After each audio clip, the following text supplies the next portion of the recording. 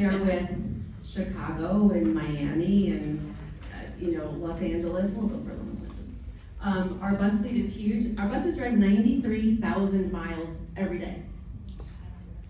So they need to be parked and fueled and taken care of. Our students.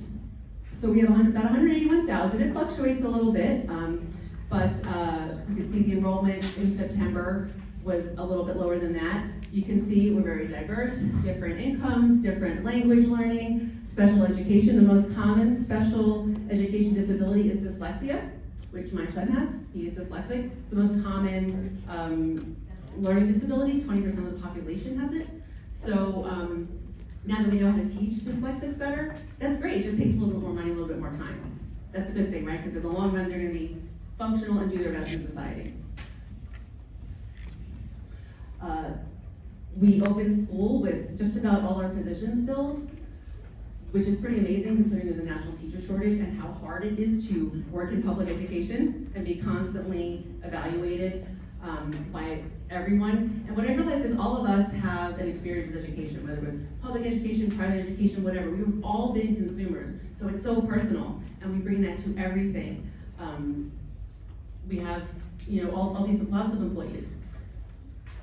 We're doing pretty good with academics, despite what you might hear. And what you're going to hear is that our schools are failing, and that's not true, because the current governor has changed the system of how schools are evaluated, not once but twice in the last 14 months. This is something that used to happen much more like on a planful way with resources, and in less than 2 years, our teachers have had to learn new testing, new technology.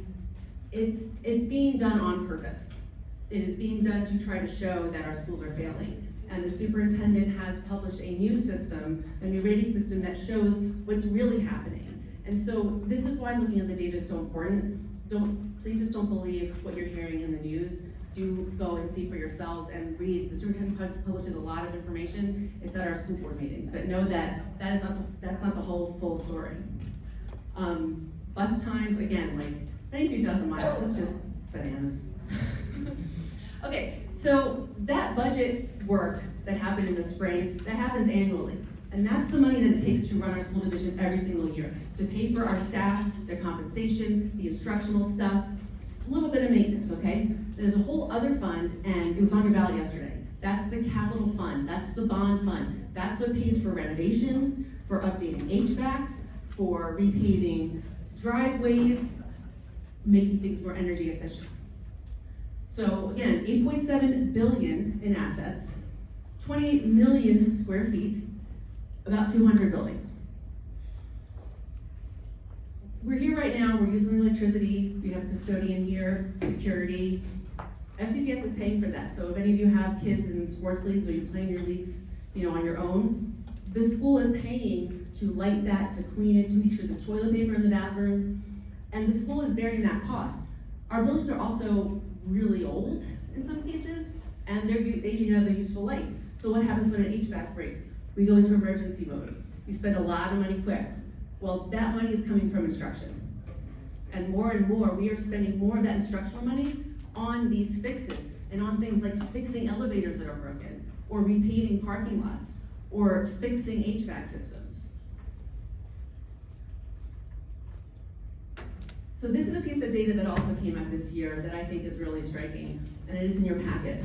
So that bond funding that was on the back of your ballot yesterday, that accounts for $8.54 per square foot of that 28 million. In comparison, Prince William gets $43 per square foot. Okay, if we were to try and get back on a best practices cycle of maintenance, we would need $52 per square foot, and we are right now at $8.50. So that's why this renovation took, 5 years? That's why your school might not be on the list. That renovation queue has gone from 25 years, which is the best practice useful life of a building, to 45. I'm 47. That's like my entire life. I don't think that's what we expect and what we want, because we want accessibility, we want it to be modern, we want it to be energy efficient, we want it to be safe. The number one thing that you all ask me when I'm at your schools is, Can you increase safety? Can you add more cameras? Can you put film on doors? It's the sad reality, right? It's taking years to do that stuff. So just to put it in perspective, we would need $1 billion a year for like the next 10 years to even get close to that 25-year cycle, and we're talking about $230 million a year is what's budgeted now. But it can't all rest on our schools because our community uses this place. Schools were the voting places yesterday. We have community groups and Boy Scouts and all sorts of things, and so shifting our perspective from schools as only the place where kids are, as places of employment, places of safety, places of democracy, places of athletic use, I think that's a really big key.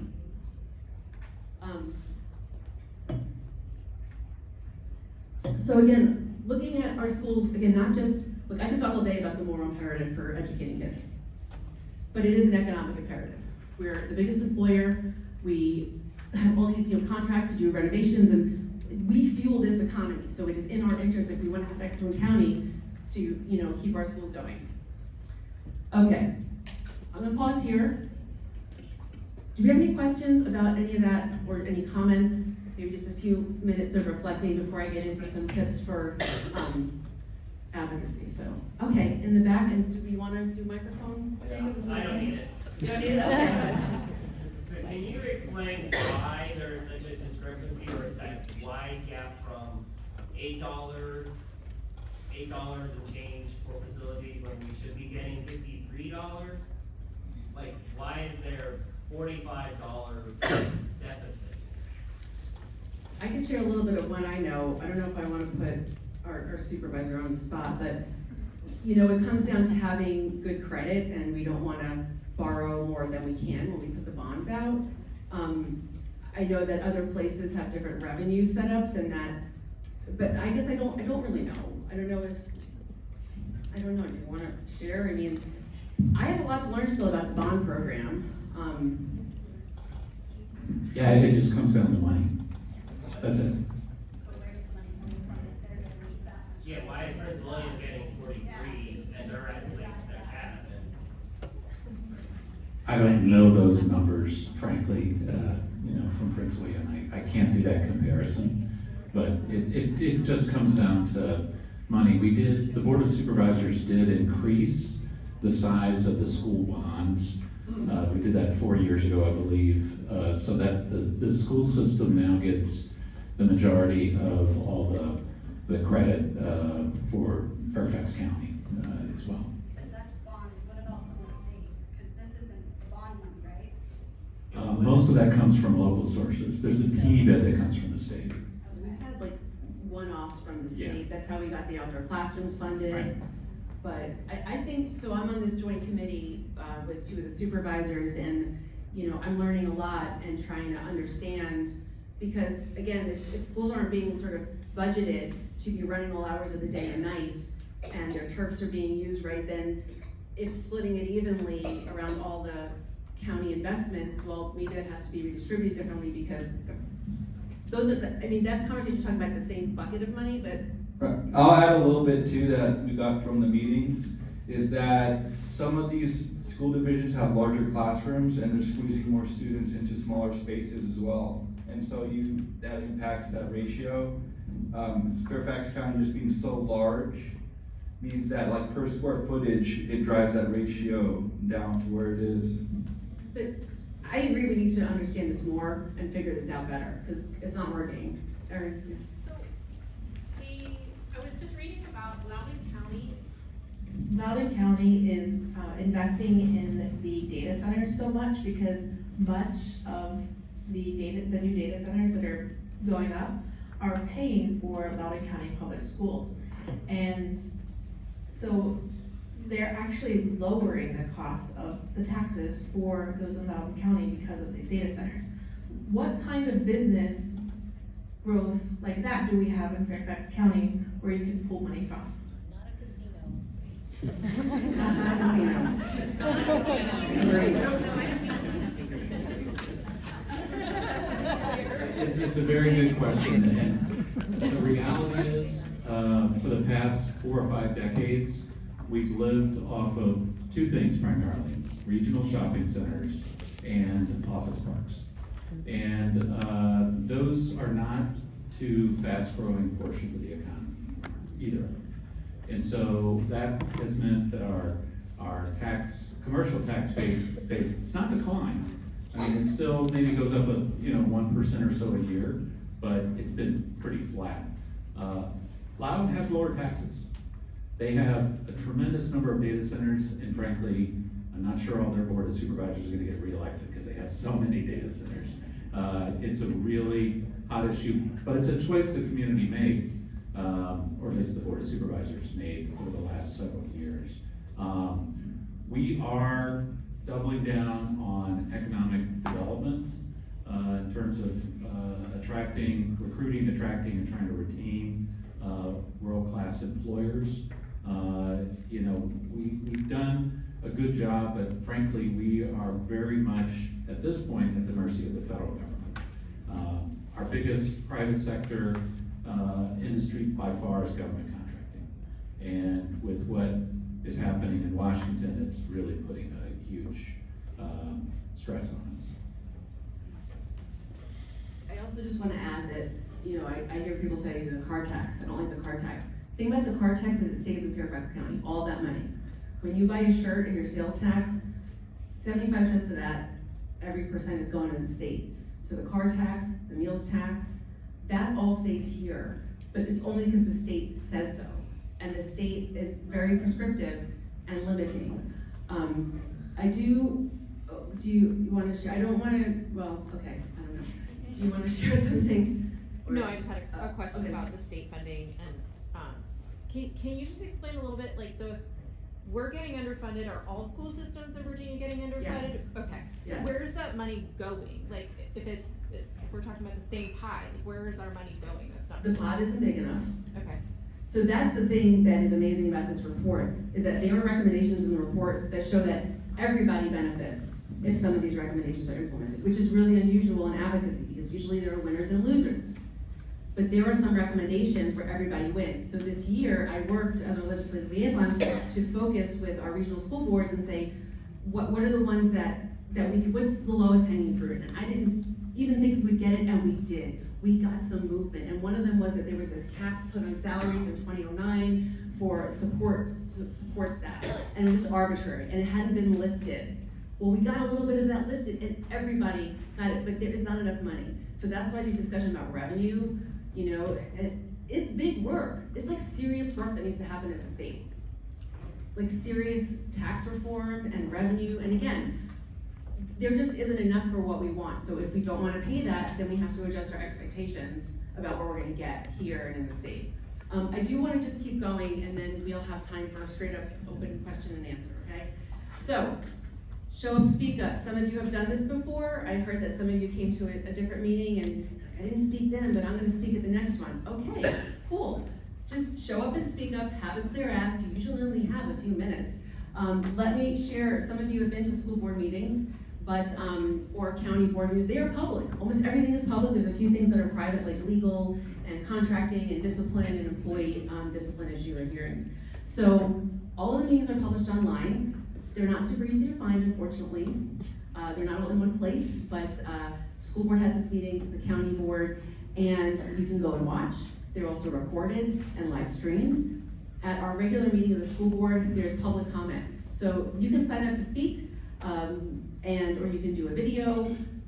There's lots of ways, but even just showing up matters, filling the room and being together.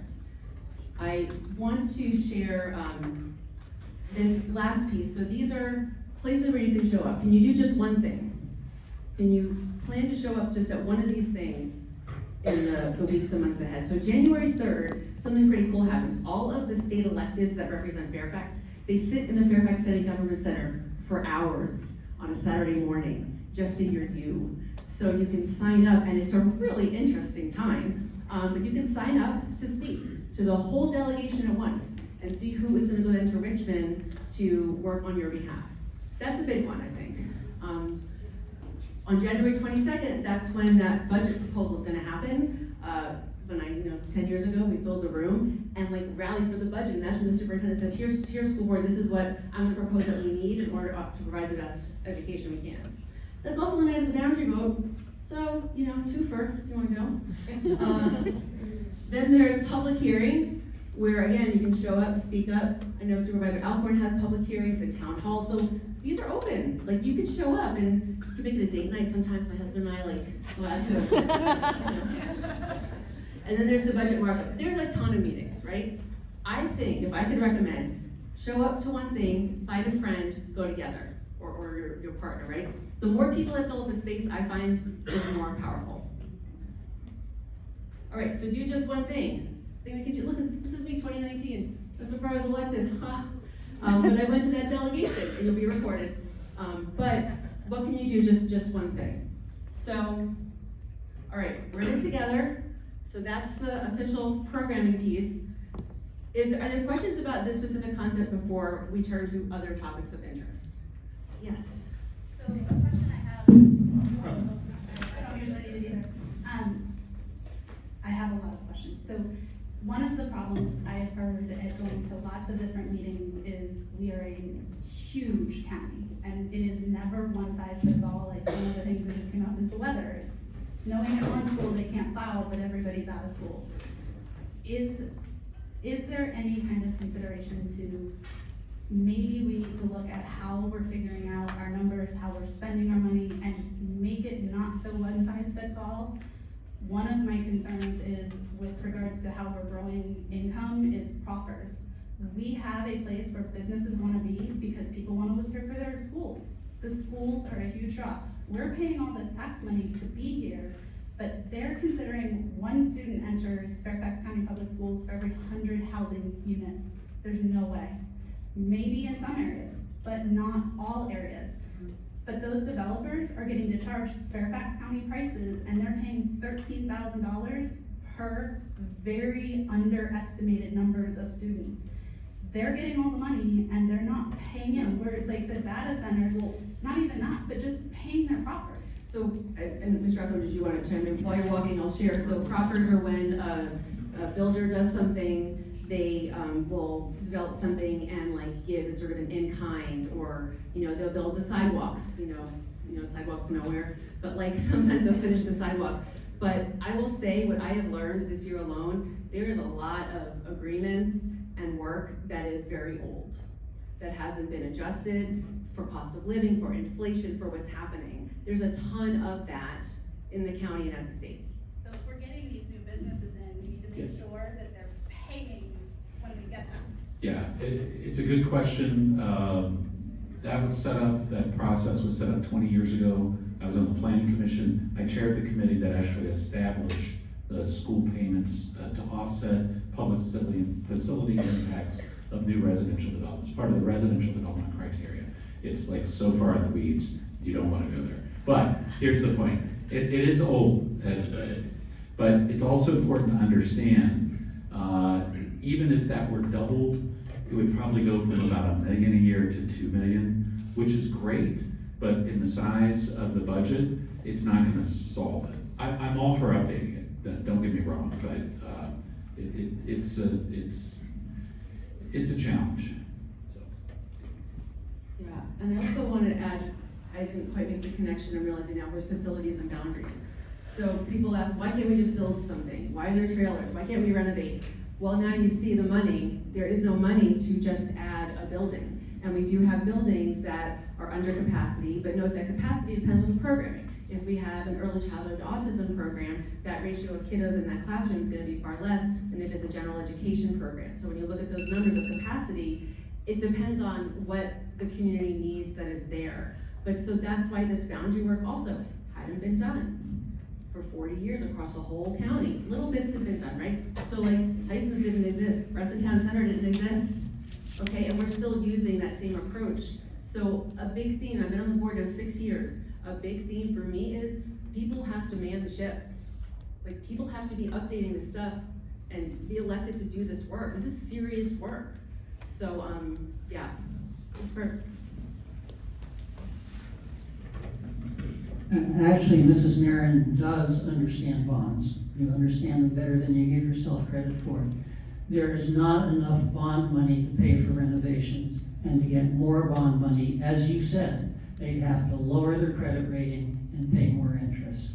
I just want to make one comment about the 500 million. We get 500 million more from the state. For every dollar we send to the state, we get 25 cents back. They get 500 million more from the state, we'd have to send 2 billion more down to Richmond. Well, I would say, but that's in the current situation, and we're trying to break that formula situation.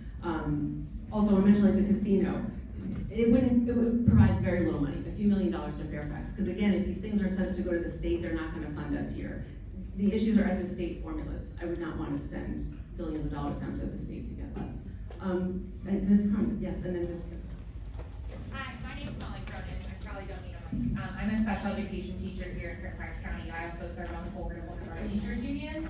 If you haven't heard of JLARC before, please learn about it. Please tell everyone and their mother about it. A few months ago, I had the chance to meet Abigail Spanberger briefly, and I had 5 minutes to talk to her, and I spent 5 minutes talking about JLARC.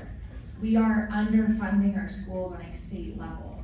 Our schools are less funded than West Virginia and Tennessee. That's crazy. We need funding from the state.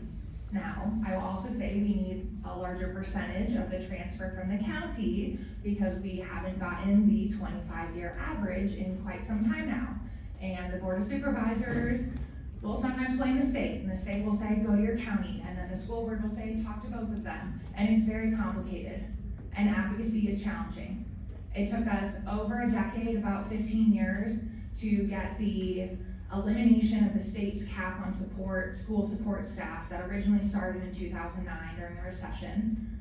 Through VEA, I know we've advocated for it for over a decade now, and that just got released last spring, which we were really lucky because we actually should have been underfunded by $149 million. The state came through with close to 30, which got us down to $121 million.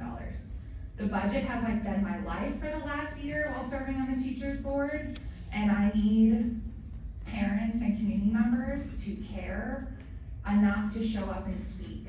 Because the people who show up and speak in the community are typically the folks who don't want to raise taxes. And oftentimes the people who go to speak, who are community members, are worried about, their longevity in Fairfax County with their homes. I'm 30 years old and I'll never be able to buy a home in Fairfax County by myself on a teacher's salary. I don't live in the county. I commute over an hour to work. We have to make a difference, and teachers and school staff can scream from the mountains, but who do principals listen to, and who do the Board of Supervisors listen to, and who do folks down in Richmond listen to? Parents and taxpayers. So make a 2-minute speech, tell them about how important it is to fund schools. I've gone so far as to write scripts before for people to write emails and calls and whatever it is. Make it as easy as possible. Send it to fellow friends, colleagues, your PTO, etc. Because doing the right thing is not often popular. We wait for there to be an emergency, like last year in May when I think 400 people showed up to a school board meeting. I go to school board meetings and I'm normally the only one there after 9 o'clock. And it's we need people showing up now. April 14th to 16th needs to be in your calendar now. And we need you all showing up. And thank you so much for being here tonight. I'm sorry I'm very long-winded, but we need y'all speaking to the folks who make decisions, because teachers, we've been begging for years and we're not often listened to. Thank you, Ms. Cronin. I can see your earnestness. Right, Melanie, if I could touch on what Arthur's point was about funding not coming back to Northern Virginia. This is an important concept of part of our JLARC study, and having fairness, right, Walter's favorite word, fairness in making sure we get our tax money back. So the term is called the Local Composite Index, LCI, and it's a formula that says what a locality can expect to fund their local services. And that LCI is weighted against us, I'll say that. And so I'll give this perspective. I looked at 2 counties, Henrico and Goochland. They're both pretty well-off counties. Henrico's getting about double that Goochland does per student, because the formula says that Goochland can pay more, so their LCI caps the state funding. So our LCI says we can do better, but does it account for the federal issues that we're facing, the unemployment, the furloughing, it doesn't calculate. So that's part of how we can create that fairness and bring money back, is if you talked about LCI, that's all in this dense study, but there is, the formula hits us pretty hard. But you can also just talk about what is happening in your community. I know at Yale Elementary, we have schools with 30 kids in kindergarten. You don't have to be an expert in policy and taxes. You can go and say, why are my kids in such a big class? Why is my teacher working over hours? Why did the principal, we have principals elsewhere in the county, they're going on Prince William, they're going other places. You could just speak to that experience. Ms. Kissel.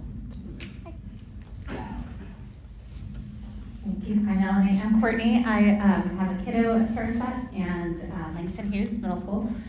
I hear the long game and I'm here for it. So everyone who's here, I am willing to put that t-shirt on and go speak. I have a concern about the short term though. So I feel like there's a lot of long-term plays that we're talking about 27 and beyond. We have a lot of changes happening in Richmond right now, thank God. And I wonder about what's gonna happen next year. We had that $120 million deficit. We lost 5 teachers at our school, an elementary school, and are hearing that there's ARTs off the table, special ed directors possibly being regional, as opposed to just being at one school. What does that look like in the short term? So I spoke at one of our last public meetings. Our superintendent, Michelle, she's very transparent, and she does these presentations called executive limitations, where it's a theme. It's maybe transportation, or it's human resources, and last month it was financial planning. And I did not, we vote her compliant or not, and I vote her not compliant. Because what she gave the board as a report was just kind of a book report about what happened always. And I'm like, what is different than last year? What are you looking at that we can have to really analyze? An example I use often is world language. So a few years ago, the board asked for what's the gamut on world language? What are we doing? Because my kids, Wolf Trap, we have Chinese. And I don't know, some people like it, some people don't, but nobody knows who chose Chinese, why we're doing it, right? So wonderful teachers, always. So we get this report. Turns out of our 150 elementary schools, half have no world language, half. Okay, well, do we value that? If so, why not all, and what's the plan? And of the ones that do have it, some are the FLES, which is like an hour a week, which is not an effective way to learn a world language. What's the purpose? Was it cultural exposure? Well, maybe 25 years ago, but we're a pretty worldly community now. I think that's our greatest strength. And then the other kiddos that had world language were immersion. Great. Well, we also used to be able to offer lots of world languages. It costs a lot of money. I'm thinking, I don't know, I don't have that data, but I'd like to say, okay, superintendent, do we value world language instruction? If so, what are the languages that we need our kids to know to be most competitive in the economy? What language do they need to know? Because right now Google Translate can do it, right? So are we gonna teach it or not? If so, what's the plan? If not, dial the spending down to put it towards something else. And I don't see that happening enough. Now, I do see a lot of economization that the superintendent has done. Improved business systems, HR, reductions in wait times for all these things. Bus technology, now you have the same thing on the bus where the kid scans their card. Like, there's some great stuff happening, but when it comes to instruction, I wanna see what is the biggest return on investment, and then let's put the rest of it behind us, because she just had this whole artificial intelligence summit on Monday with the speaker was the head of Google Education of North America. And the whole thing was like a TED Talk. Wow, this is cool. How does that get to a classroom? How do our classrooms start to look like that? And I don't see that coming to the board. So Courtney, I am advocating and saying, no, superintendent, you need to bring a better plan. 4 of us said no, 8 of us passed it. So I'm gonna keep talking about it, and you can say the same thing to the county supervisors. Okay, it's tough times, what's being cut? What can we do without? Thank you. So, yeah. So it's 8:10, we plan to do until 8:30. I'm happy to do Q&A for a little bit more. I also had an idea, like, can you start to formulate what would your ask be, or like, what would you want to say? Like, if you had to go to a meeting, like, what would you, anyway, this is when I start to get a little bit like, it's too big thinking. But do you want to have questions about, I just want to try to pick people who haven't spoken, so Jacob, would you mind getting this lady in the back, please? So do we want to just open, I'm happy to just open it to general Q&A, and then there's other topics, I'll do my best to answer. Okay? Hi, so mine's an open Q&A question. I had actually reached out to you via Fairfax County communication method, and it got rerouted to like 3 different people. So I'm gonna ask my question here. How are the school schedules decided in terms of when they are open and closed? We're talking about economy, it's not just working parents or teachers. If the North Star here is kids and what works for kids, you've got a room full of parents, we know how important routine is for our kids. This like on-off bus schedule, 3 days, 3 hour early, half day, religious holiday, it's impossible. And I just think it's so disruptive for kids and parents and teachers and the whole education curriculum.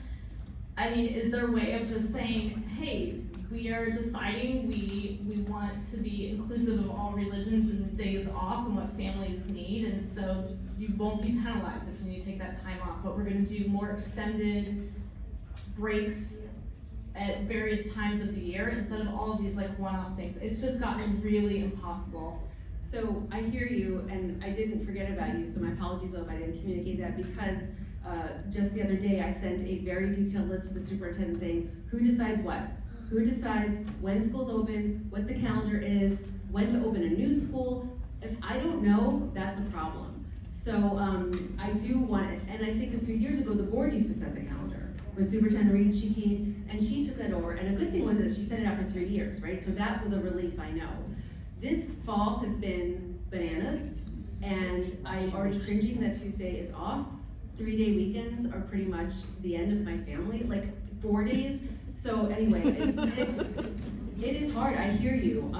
So it sounds like we need to reevaluate that. I know she's been interested in more year-round schooling. My best friend in Durham, her kids do it, and they're fine. And the economy, the workplace, places adjust to offer camps and all these things. My understanding is that took more money. I don't know. We always want to do what's best for kids. I mean, I have a middle schooler. I don't want him to get up at the crack of dawn to go to school, but it's, it's complicated. So I hear you. She's going to give us the answers at that work session that's coming up next week. So we are going to find out. And again, if the board wants to do all this, then we can. But I'm just one voice. So I hear you. Yeah. Is there a question in the back? Yeah. Do you want to speak up, or do we have a mic? Okay, great. Hi, again, first of all, I want to thank you for having a meeting next Monday with the Wolf Trap.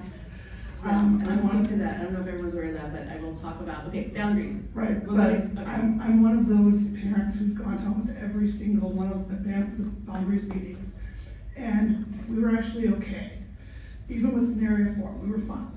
But then on Wednesday, or last Wednesday, the bomb got dropped, and all of a sudden, a bunch of us in Wolf Trap were told that, oh, our area is now back up for grabs, particularly the Wolf Trails area. And now we're wondering if we were all if all of us were able to stay with Wolf Trap, there'd be no problem.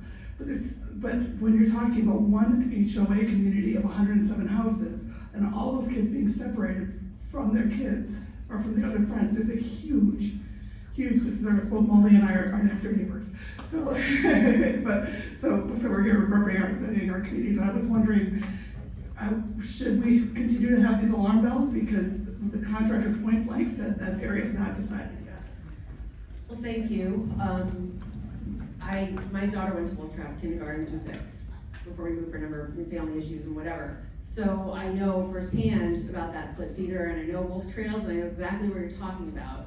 And when I was a parent there, that was the number one thing, was like, what's with the split feeder? The superintendent is running this process, and I'm trying to keep up. Part of the design of it was so that the board wouldn't be pulled in directions and making changes, which is how we kind of got these boundaries that are very uneven over the years, right? I am gonna have, so I planned the summit, and then the scenario 4 came out, and so I'm just starting to plan more focused community conversations. So I did set one on Monday at Wolf Trap, and community use. It's in a library that has a limited amount of space. My goal is to make sure I hear from the different perspectives, like your perspective and other perspectives, so that I'm informed. I want to do my best to keep schools in a pyramid, I know that, I mean, Dr. Grove, she's in the Madison pyramid with the principals. So, but if your kid's at Kilmer, well, who's talking to that principal and Marshall, right? It's not about the school quality at all, it's just, I think it's better for kids when they're in the pyramid. So I do wanna work to keep Wolf Trap in the pyramid fully, because I know what that's like, so that's what I can offer now, and I will have that conversation. I know not everyone's gonna be able to go, but I am hearing you, I'm getting the emails, I talk to people, and, that's what I can. Okay, yes.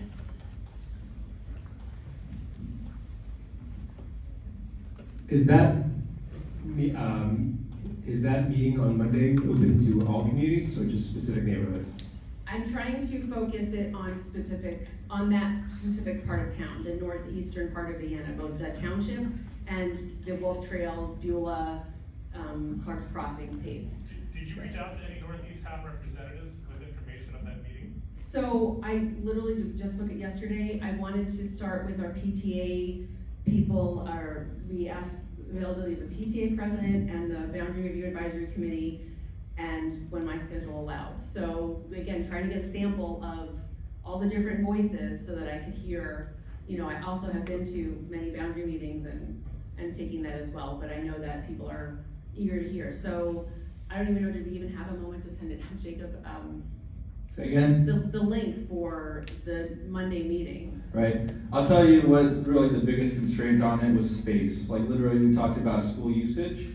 And so we had to limit attendance. Like it will only fit 50 people and there's definitely a demand. So there's gonna be a fall, yeah, say again? So why not find a different spot? The Vienna Community Center has larger spaces, there's lots of Yeah, places. you'd be surprised how long it takes to schedule. Right, Yes, so when we also, went- just so you know, this is my office, it's me and him. Right, I can tell you that we did look, they are booked, Boy Scouts, different community events, so on a short time, this is definitely a more urgent issue for community.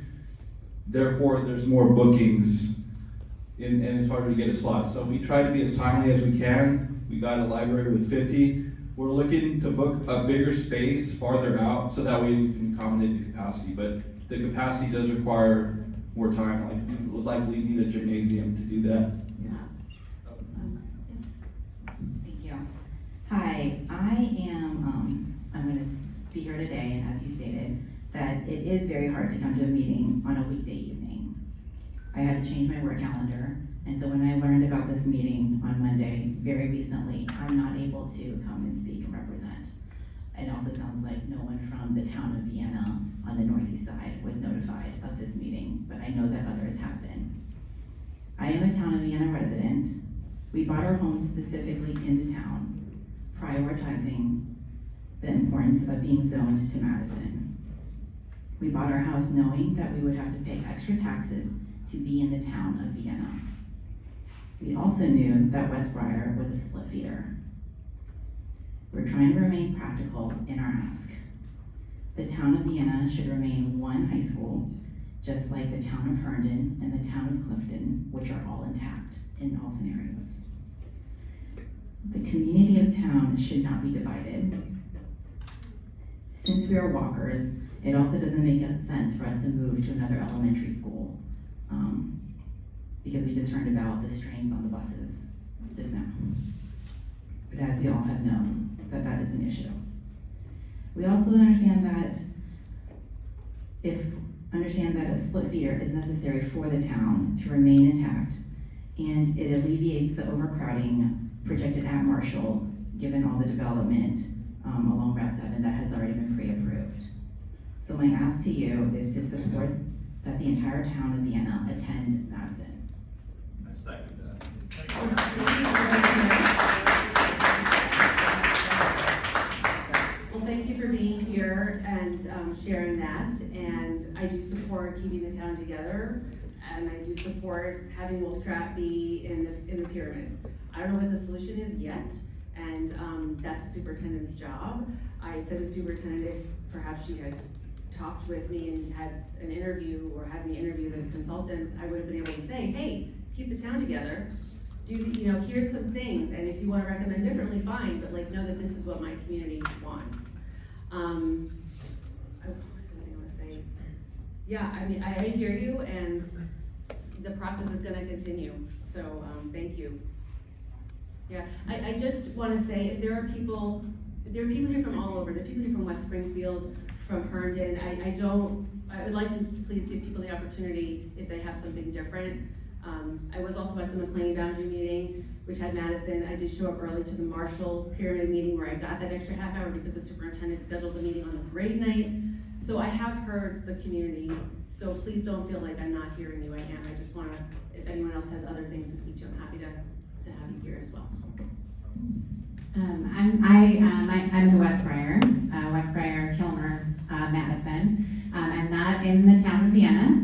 So I just want to say I'm not going to share my piece, which would be the counter example to hers. I'm not going to do that tonight because we have a wide audience. And I just want to say that I appreciate you offering Monday because there was a meeting with the town of Vienna that the rest of us were not involved in. So I appreciate the opportunity for all of Fairfax County people who are impacted because it's a county-wide school system. It's not town-based. That's just how it is in Northern Virginia. So thank you for setting the meeting so that other voices can be heard. This is my first time doing the boundary review process, so I'm learning, right? And I saw a huge increase of interest, so we're scheduling the meeting. Oh my gosh, Pastor Walton. Oh, this is our amazing little pastor from across the street, Vienna First Baptist Church. Thank you for being here. Yeah, so I'm trying to keep up. Again, part-time person, I make $47,000 a year. I have one staff member, so, trying my best. So thank you for the grace. Did you have a question back there? Mr. McInerney. And I know we actually do have a number of people who are on that boundary review advisory committee here. Thank you for volunteering all this time. Thank you. So I just was going to say, so I'm Brian McInerney. I am on the South Lakes Pyramid, the Boundary Review Advisory Committee. What I want to just plug is that it is very hard to find. I think the county's getting a little better on it, and Melanie's done a good job of putting it on her emails as well. There is at least one, hopefully two, maybe three representatives from all of your areas who represent you at the Boundary Review Advisory Committee. The thing is that, like, if she's a volunteer, we are super volunteers in that we didn't quite know we were getting into when we volunteered. So my advice to you is that find that email address and email your person who is part of your pyramid. And if you don't get a response from them, then I'm gonna regret it. Email me. Because our job is not to come with an opinion saying, this is my view and this is what I'm saying to the rest of this committee. The job is to say, this is what the community is telling me, whether I agree with it or not, this is what the community says, and everybody needs to know that because a decision we make in South Lakes will affect something in Herndon or McLean or something like that. So again, we have 2 meetings in November where we're going to get together again. Find those emails, write to them, give it 3 or 4 days. If you don't hear from them, hit them again. Really, I mean, I sincerely do mean it. Email me. What I can promise is at least that I can take that information and say, hey, McLean, this is what somebody was asking for your area. Here's this information, and we can also share that information to everybody else in the Boundary Review Advisory Committee. So thank you. If there is one, then I would say just. They're supposed to be filling it. We should be getting the information. So we do have actually 2 other thank you, Mr. McInerney. So Mr. McInerney is South Lakes. We have Christina Glines, who is Marshall, and we have Dana Stewart, who is Madison.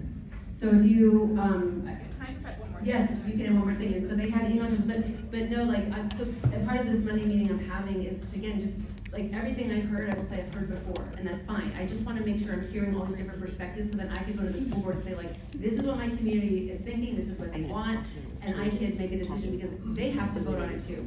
Should I bring it up? Or just the fact that... So hi, I'm the Marshall BRAC representative, and yeah, I will say I had no idea what we were getting into. Unfortunately, I don't think the BRAC representatives have a lot more information than anybody here in the community does, and I think I just wanted to make that clear. We're collecting the emails, and even if I haven't responded to everyone, I have all of the opinions, I'm cataloging them all, Where I can, I try to explain like the rationale behind the process or how we got to where we got, because I would want to know that if I wasn't on the committee, but we really don't have a lot of data. The BRAC representatives have no access to model data. We don't have any access to know how many people are in each pyramid. So when we put priorities together after the last round, we were just kind of guessing on how the data would play out. And then the maps are published and people are like, well, it doesn't look balanced. And there's really not, it's just a slow process. So please be patient with us. Like, we really are trying to collect everybody's input, and they haven't told us what the next steps are. So there is we're gathering all of the feedback we've heard.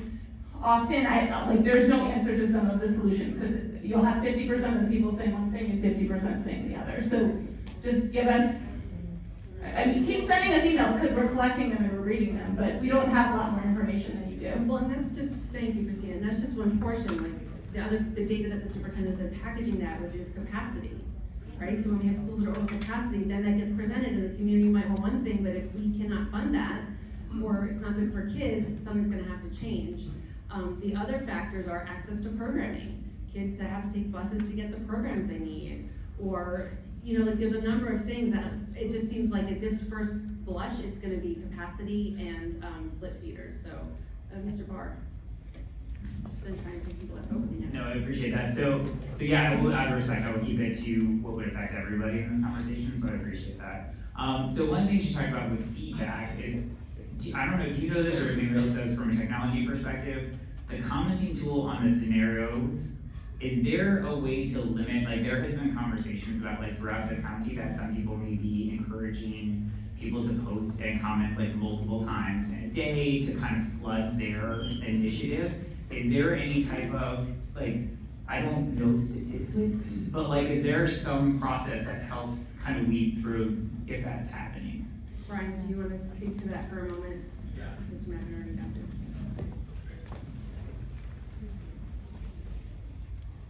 So the answer is yes. It is obvious to see that when that happens. Like when I first did it, and there's 70 comments that are the exact same. The only thing I can say about it, there's no like computer mechanism, just that we know that it's obvious. So therefore, we take that into consideration about, okay, this isn't necessarily a bad thing. This community got real organized, and that's all that means. It's just it's a data point. There's really nothing more beyond that. Yeah, Winston. Yeah, like many others, I'm sure that you can hear me, but I'll take the mic anyways because I'm running and I think second time talking, I'm gonna sit here because I get nervous when I talk in front of people. For me, and going back to what Melanie has talked a lot about, right? I'm just like all of you, right? I took a volunteer position, but I'm here because I have kids who are part of the same programs. I can't tell you how to think about it, but what I can say is that what has happened over the last few weeks, friends that I've had who are in different schools, it's created a scenario where it's been an us versus them. And so all I can say is encourage you to do what my family's trying to do. Number one, advocate for what we need from a state level. The way that I think about it is the more that we get for all of us, the better, right? Number two, advocate for the entire county. If Madison is a great school to go to, and Marshall is a great school to go to, and Oakton is, and Lane, we're all happy. All of our kids will do better. So if we can raise the funding for all of our schools, we will all be very happy. Lastly, of course, I'm a dad of two beautiful daughters. I'm gonna advocate for their best interest. The only caveat that I'll put there is when I talk to my friends who think that they have a really unique scenario, and then I talk to somebody else who has a counterpart point, they have an equally great scenario. So my idea is how do we advocate for all of us and do what you can for your children without necessarily tearing down somebody else's situation. Know that other people, when you tear down somebody else's situation, it can make it difficult for their family as well. So advocate for your family and for what's best, ideally without hurting the case of somebody else.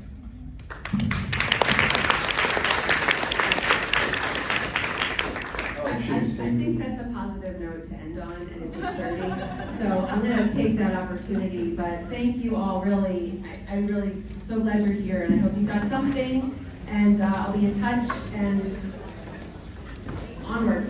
Thank you guys. Yes, I just